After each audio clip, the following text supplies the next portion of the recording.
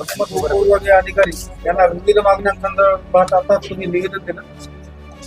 काय मागण्या आहेत, काय म्हणतात? आमच्या मागण्या अशा आहेत की आम्ही ज्या कॉलेजमध्ये शिकत आहोत, सध्या बहिर्जी महाविद्यालयामध्ये आम्ही शिकत आहोत. आमची जी वार्षिक परीक्षा होत असते त्यावेळेस आम्हाला हॉल तिकीटसाठी अडवण्यात गेलं. प्राचार्यांना आम्ही विचारलं, त्यावेळेस प्राचार्यांनी सरळ असं म्हणलं की जे स्कॉलरशिपचा दंड तुम्ही भरला नाही ते दंड भरल्याशिवाय तुम्हाला हॉल तिकीट देण्यात येणार नाही. अशा विद्यार्थ्यांकडून बळजबरी दंड आकारण्यात गेला. आमची अशी मागणी आहे की ज्या विद्यार्थ्यांकडून बळजबरी महाडीबीटीची सध्या तारीख वाढलेली आहे, तारीख वाढून देखील महाविद्यालयानं कित्येक विद्यार्थ्यांकडून दंड आकारला गेला. त्या विद्यार्थ्यांना तो दंड परत करण्यात यावा. ज्या विद्यार्थ्यांनी स्कॉलरशिपचा फॉर्म नाही भरला त्या विद्यार्थ्यांना सूचित करण्यात यावं की तुम्ही स्कॉलरशिपचा फॉर्म भरा. ते जर तुम्ही जेव्हा भरला नाही त्यावेळेस तुमचा दंड परत करण्यात येणार नाही.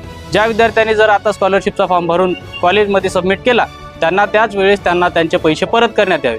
महाविद्यालयामध्ये योग्य प्रकारचे शौचालय नाही, मुलींसाठी कोणत्या प्रकारच्या सुविधा नाहीत.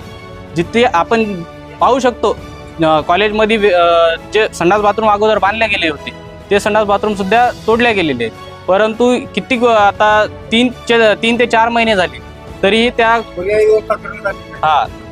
पर्याय व्यवस्था करण्यात आलेली नाही. योग्य पाणी पिण्या आम्ही जेव्हा ज्युनियरकडे जातो त्यावेळेस शिक्षक आम्हाला धमक्या देतो, तुमचं ज्युनियरकडे काय काम आहे. परंतु आता आम्हाला पाणी पिण्यासाठी ज्युनियरकडे जावं लागते. सिनियरसाठी कोणत्या प्रकारची सुविधा नाही, वॉशरूमची कोणत्या प्रकारची सुविधा नाही. आम्हाला वाचण्याकरिता स्वतंत्र लॅब नाही सध्या.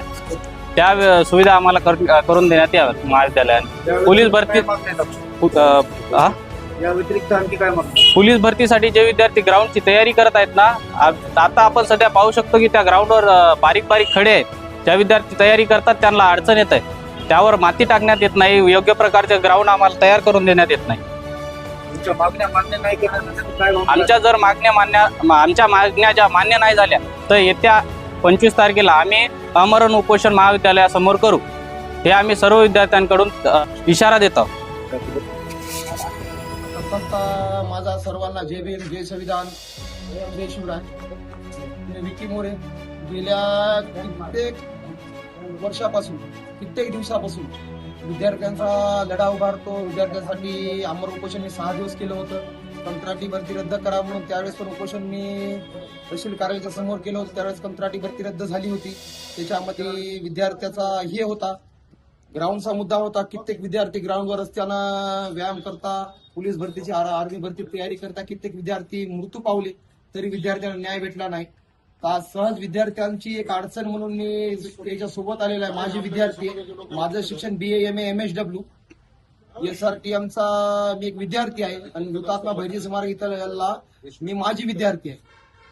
यांच्या अशा अडचणी आहेत की हुतात्मा बहिर्जी स्मारक ही संस्था वसमत तालुक्यामध्ये गाजलेली आणि या संस्थेमध्ये प्राचार्याच्या हाताने फार मोठ्या प्रमाणात लूटमार होत आहे.